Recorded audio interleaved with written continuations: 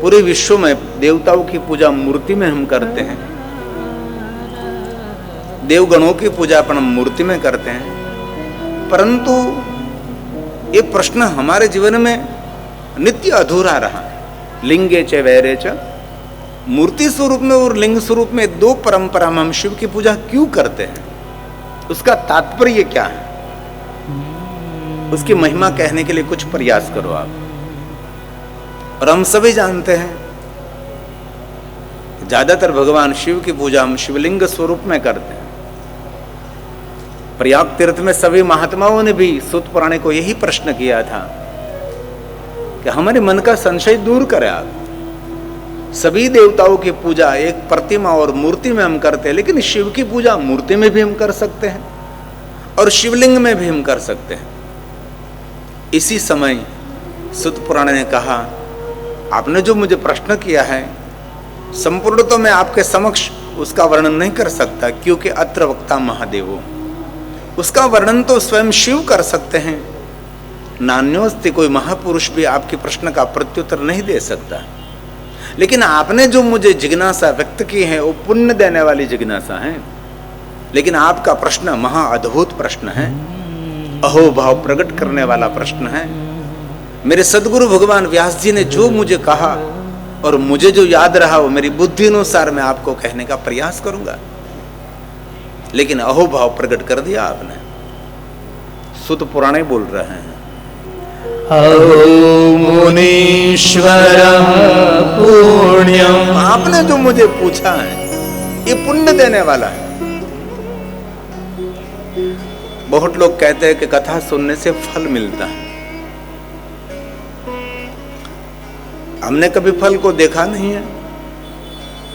जरूर महात्मा है कि कथा सुनने से फल मिलता है, यज्ञ करने से फल मिलता है, पूजा करने से फल मिलता है, लेकिन इतना हम जरूर कह सकते हैं कथा सुनने से फल मिले न मिले ये तो मेरे शास्त्रों की बात रही, लेकिन जो नियमित सत्संग करता है, नियमित कथा सुनता है, उनको फल मिले न फल मिले, लेकिन उसका जीवन कभी निष्फल नहीं होगा, उनका जीवन सार्थक होगा। ये आध्यात्मिक मोटिवेशन है, परमात्मा के प्रति हमारा प्रेम है, ये प्रेम को जागृत करने का एक प्रयास है। हृदय में भक्ति का बीज अंकुरित हुआ है, इस बीज को इतना सुंदर घटाघट वृक्ष बना दीजिए। इसलिए कथा कोई सामान्य वस्तु नहीं, कथा हमारी ऋषि मुनियों की परंपरा है। और आपको कभी कोई पूछे कि ये कथा प्रारंभ किसने किया, तो आप बहुत हृदय से कह सकते हैं कि कथा परंपरा शिव की प्रारंभ किया, महादेव ने किया है। जो कि पहला वक्ता, श्रेष्ठ वक्ता, लगे कहन हरि कथा रसाला, पहला वक्ता तो भगवान शिव है। ये शिव की परंपरा है और किसी की परंपरा नहीं। निरंतर शिव उमा निवास, निरंतर भगवान शंकर जी भवानी को कथा कहते रहते हैं। और हम सभी जानते हैं कोरोना काल में सारी दुनिया बंद हो गई थी,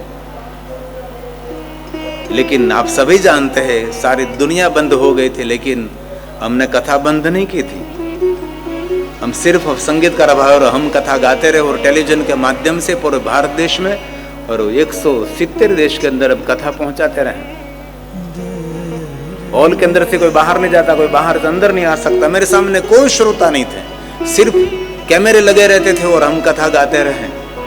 उस पर से पता लगता है कि शिव ने जो प्रारंभ किया है वो कभी बंद नहीं होता। जो शिव की परंपरा हो निरंतर परंपरा है, ये कभी बंद नहीं रहती। कोरोना काल में सारी दुनिया बंद हो गई थी, लेकिन ये कथा निरंतर हमने शुरू रखी थी। घर घर तक कथा संदेश हम पहुंचाते रहे। इसीलिए कहा अत्र वक्ता महादेव।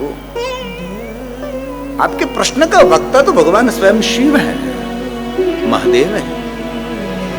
लेकिन आपने मुझे जो पूछा कि भगवान शिव की पूजा दो परंपरा से होती, दो नहीं तीन है।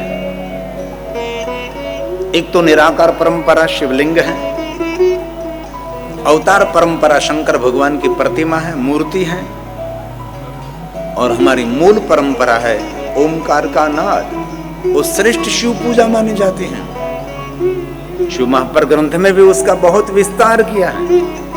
और कभी आपको शंकर भगवान का कहीं शिवलिंग न मिले और कहीं आपको शिव जी के कहीं प्रतिमा न मिले, कोई भी मनुष्य प्राणायाम करके ओमकार का नाद करते हो, शिव की श्रेष्ठ उपासना है।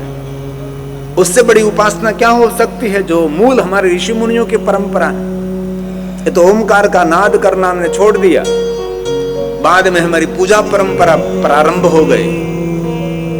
मन को एक स्थान पर स्थित करने के लिए हमने मूर्ति का निर्माण किया, और आधार के साथ, प्रमाण के साथ मैं कह सकता हूं, सर्व सिद्धांत निष्पन्नम। हमारे भारत देश के अंदर सनातन के अंदर कोई प्रतिमा नहीं थी, कोई शिवलिंग की पूजा भी नहीं थी। सिर्फ ऋषि मुनि ओमकार का नाद करते थे, और ओमकार का नाद करके पूरे ब्रह्मांड का ज्ञान प्राप्त कर लेते थे, पूरे ग्रहों की गतिविधि जान लेते थे।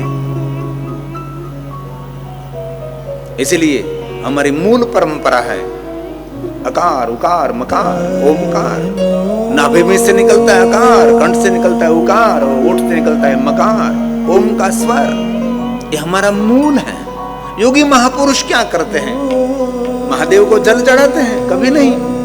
योगी महापुरुष क्या करते हैं? बिल्व पत्र को तोड़ते हैं? कभी नहीं। योगी महापुरुष कहीं पुष्प को तोड़ने के लिए जाते हैं? योगी महापुरुष कहीं चंदन चढ़ाते हैं? कभी नहीं। योगी महापुरुष सिर्फ ओमकार का नाद करके शिव तक पहुंच जाते हैं।